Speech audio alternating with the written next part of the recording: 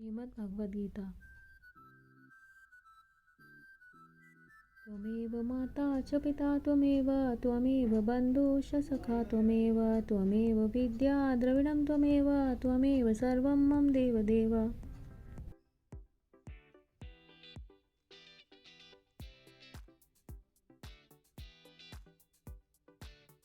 श्रीमद् भगवद गीता के पहले अध्याय का महात्म्य। श्री पार्वती जी ने कहा, भगवान आप सब तत्वों के ज्ञाता हैं। आपकी कृपा से मुझे श्री विष्णु संबंधी नाना प्रकार के धर्म सुनने को मिले जो समस्त लोक का उद्धार करने वाले हैं। देवेश, अब मैं गीता का महात्म्य सुनना चाहती हूँ, जिसका श्रवण करने से श्री हरि में भक्ति बढ़ती है। श्री महादेव जी बोले, जिनका श्री विग्रह अलसी के फूल की भांति श्याम वर्ण का है, पक्षीराज गरुड़ ही जिनके वाहन हैं, जो अपनी महिमा से कभी च्युत नहीं होते तथा शेषनाग की शैया पर शयन करते हैं, उन भगवान महाविष्णु की हम उपासना करते हैं। एक समय की बात है, मूढ़ दैत्य के नाशक भगवान विष्णु शेषनाग के रमणीय आसन पर सुखपूर्वक विराजमान थे। उस समय समस्त लोकों को आनंद देने वाली भगवती लक्ष्मी ने आदरपूर्वक प्रश्न किया। श्री लक्ष्मी जी ने पूछा, भगवान आप संपूर्ण जगत का पालन करते हुए भी अपने ऐश्वर्य के प्रति उदासीन से होकर जो इस क्षीर सागर में नींद ले रहे हैं, इसका क्या कारण है? श्री भगवान बोले, सुमुखी, मैं नींद नहीं लेता हूँ, अपितु तत्व का अनुसरण करने वाली अंतर्दृष्टि के द्वारा अपने ही माहेश्वर तेज का साक्षात्कार कर रहा हूँ। देवी, यह वही तेज है जिसका योगी पुरुष कुशाग्र बुद्धि के द्वारा अपने अंतकरण में दर्शन करते हैं तथा जिसे मीमांसक विद्वान वेदों का सार तत्व निश्चित करते हैं। वह माहेश्वर तेज एक अजर प्रकाश स्वरूप आत्मरूप, रोग शोक से रहित अखंड आनंद का पुंज, निष्पंद, निरी तथा द्वैत रहित है। इस जगत का जीवन उसी के अधीन है, मैं उसी का अनुभव करता हूँ। देवेश्वरी, यही कारण है कि मैं तुम्हें नींद लेता सा प्रतीत हो रहा हूँ। श्री लक्ष्मी जी ने कहा, ऋषिकेश, आप ही योगी पुरुषों के ध्येय हैं।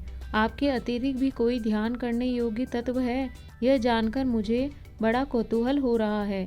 इस चराचर जगत की सृष्टि और संहार करने वाले स्वयं आप ही हैं। आप सर्व समर्थ हैं। इस प्रकार की स्थिति में होकर भी यदि आप उस परम तत्व से भिन्न हैं तो मुझे उसका बोध कराइए। श्री भगवान बोले, प्रिय, आत्मा का स्वरूप द्वैत और अद्वैत से पृथक भाव और अभाव से मुक्त तथा आदि और अंत से रहित है। शुद्ध ज्ञान के प्रकार से उपलब्ध होने वाला तथा परमानंद स्वरूप होने के कारण एकमात्र सुंदर है। वही मेरा ईश्वरीय रूप है। आत्मा का एकत्व ही सबके द्वारा जानने योग्य है। गीता शास्त्र में इसी का प्रतिपादन हुआ है।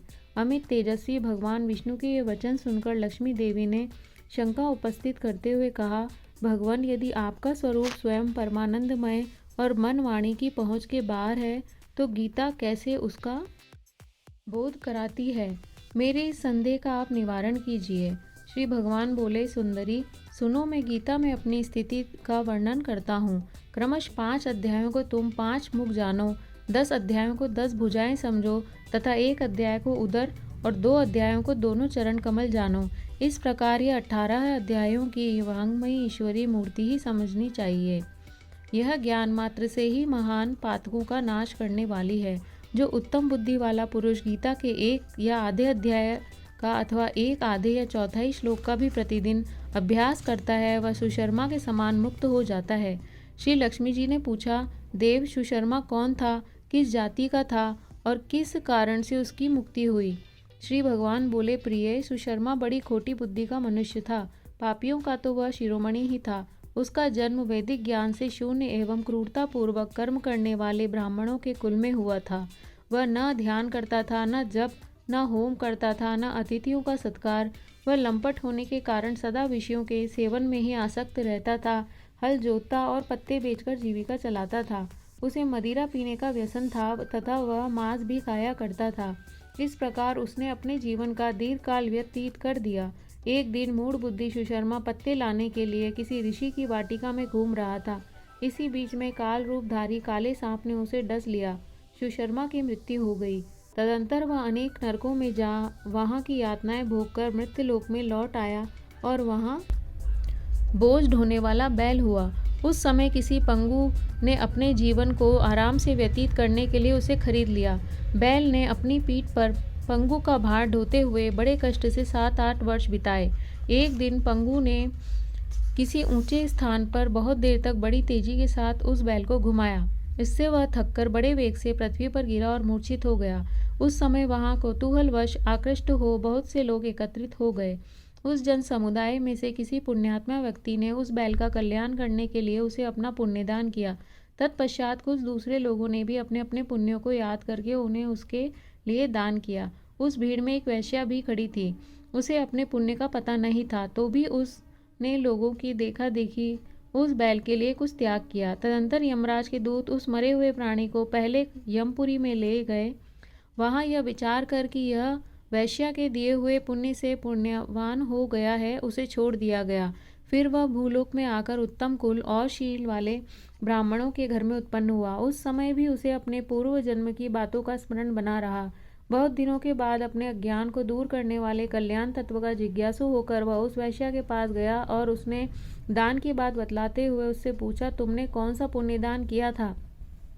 वैश्या ने उत्तर दिया, वह पिंजरे में बैठा हुआ तोता प्रतिदिन कुछ पढ़ता है, उससे मेरा अंतकरण पवित्र हो गया है, उसी का पुण्य मैंने तुम्हारे लिए दान किया था।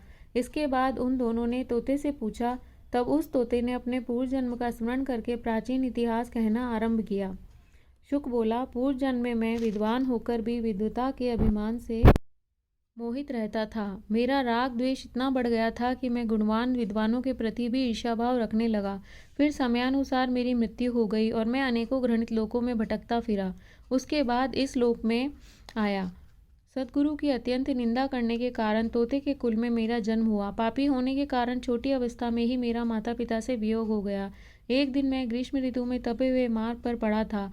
वहां से कुछ श्रेष्ठ मुनि मुझे उठा लाए और महात्माओं के आश्रम के भीतर एक पिंजरे में उन्होंने मुझे डाल दिया। वहीं मुझे पढ़ाया गया। ऋषियों के बालक बड़े आदर के साथ गीता के प्रथम अध्याय की आवृत्ति करते थे। उन्हीं से सुनकर मैं भी बार बार पाठ करने लगा। इसी बीच में एक चोरी करने वाले बहेलिये ने मुझे वहां से चुरा लिया। तत्पश्चात इस देवी ने मुझे खरीद लिया। यही मेरा वृतांत है, जिसे मैंने आप लोगों से बता दिया। पूर्व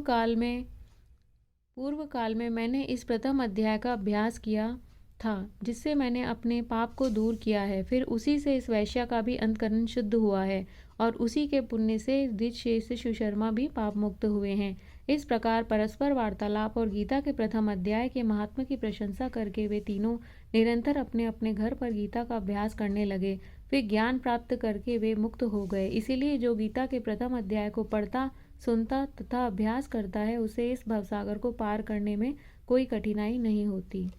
जय श्री कृष्ण।